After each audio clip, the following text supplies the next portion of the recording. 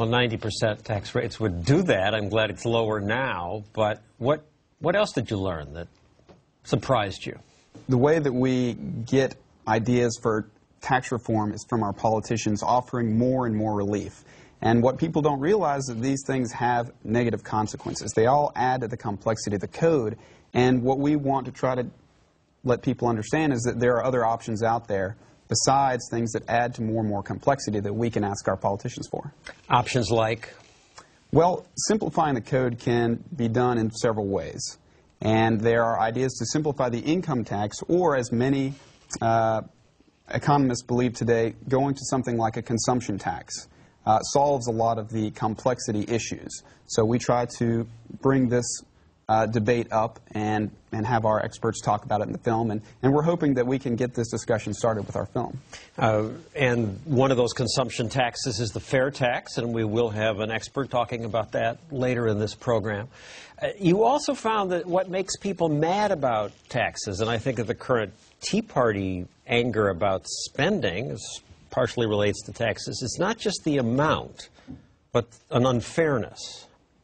Yeah, I think the issue of fairness is, a big part of the tax code. Let's go back to the Tea Party, the actual Boston Tea Party. People always look at that as a revolt against taxes, and, it wasn't really a revolt against taxes. It was against the loopholes in the system. And your movie was news to me about that. Let's take a look. The exemptions mean some rich people pay less than some poor people, and you make a good point about the unfairness of that and how it was unfairness rather than the amount that sparked the original Boston Tea Party. The U.S. was born of a tax revolt, but it was actually not a revolt against high taxes. The Boston Tea Party was a revolt against tax loopholes. The British had passed a law that granted certain special favors to a few merchants who were selling tea, and American merchants resented the monopoly that had been granted here and the tax exemptions that had been granted, and their objections to the British tax were really directed at the loopholes that were part of that tax, not at the tax itself. It's important because it is Americans' first experience with really throwing the tea into the harbor, but simply to say, we are not going to stand for this kind of special treatment. If you think in those times how low taxes were, they were, 1 or 2%, and how different that is now. Today's Tea Party movement is about anger at just the size of government.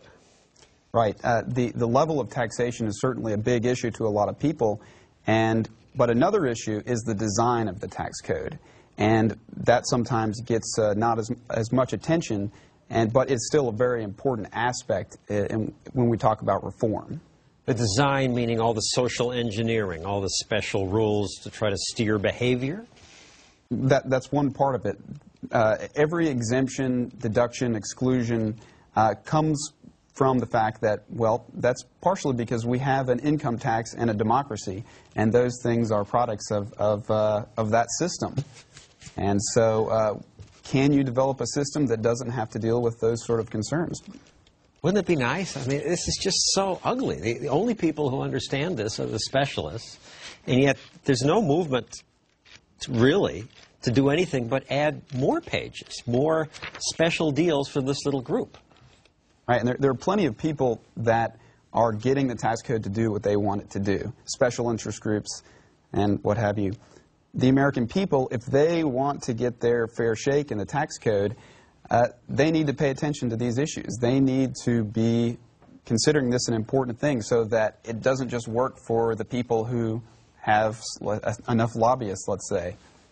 So you should pay attention. You got your taxes in by now? You sure you got all the deductions and exemptions you're entitled to? It's hard to keep up. New ones are introduced all the time. Tax credit of up to $8,000 for first-time home buyers. Give families a $10,000 tax credit for 4 years of college and increase Pell Grants. The new small business tax credit, expanding the tax credit for those who start a nest egg. All politicians love tax credit. A $5,000 tax credit for each and every customer who buys that car. Jobs creation tax credit. Have a $500 per child tax credit. I'm proposing tax credits for daycare. These tax credits do sound good.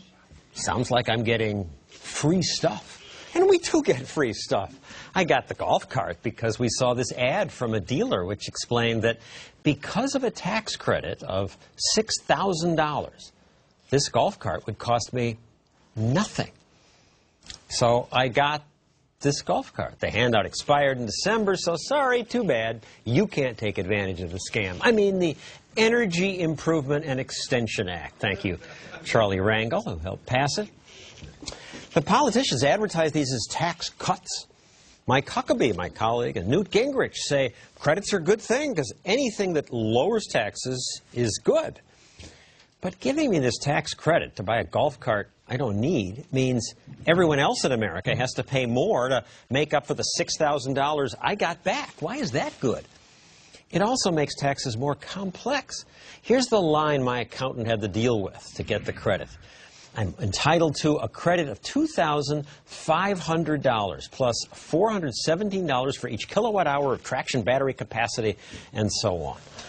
Now, I can see why golf cart makers might like the tax credit.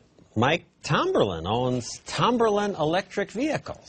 So, Mike, your golf carts are sold in 700 dealerships. You must have made out well from this credit. Well, I think our customers certainly did. They took advantage of it to a large degree. Sold more cars. Absolutely, yes. We certainly did. And, you know, but we came out in opposition to it even in November publicly. Now, that's unusual. I mean, I call this corporate welfare, and very rarely do the recipients of such welfare say, we don't like it. Well, first, let me tell you, I don't view a tax credit as corporate welfare. I think with AIG and some of the others, I think that's an element of corporate welfare. A tax credit tends to reward those that pay taxes. Fortunately, maybe they can pay less taxes. But the reason we came out in opposition to it in November is it manipulated the market.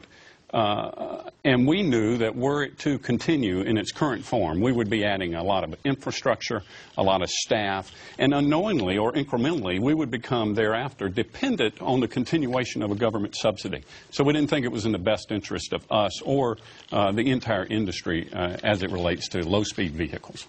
Did you complain to Representative Rangel and say, we don't want this? Well, you know, frankly, I didn't know where it came from or how it got here. But we do write an article in some magazines and went public with it, much to the chagrin of some of the industry. But we do think it was the right thing to do. And the idea behind this silly credit was that electric vehicles are magic. They're going to make us energy independent. Some good scientific research later said these are no more environmentally kind than gasoline-powered vehicles because the electricity often comes from coal, and that's just as environmentally damaging. So, in a way, it's sort of a scam. But the contrast I see is that your company is not very old. You built your company just in maybe a few years ago without subsidies. Well, you know, I guess it is somewhat of a shame to say that we did it the old-fashioned way when you're only 5 years old. But we did a lot of research and saw that golf carts were being utilized off the golf course. So we engineered a more car-oriented platform for on-road use under the NHTSA various guidelines and wrapped it to look like a golf cart. And, you know, we have a Carroll Shelby edition, a Lilly Pulitzer edition. I mean, it's been real successful for us. You added safety features so elderly people can drive it on the street in Florida. That's right. But now, you could have done that without a subsidy. Well, we did. We did it without a subsidy, and we would continue to do it without a subsidy. You know, when you talk about corporate welfare, John, I think the last thing we need, we have personal welfare right now that doesn't require work. The last thing we need is corporate welfare that doesn't require performance. Well, far better than subsidies. So thank you, Mike Tomberlin, for being the rare businessman to say no to corporate welfare.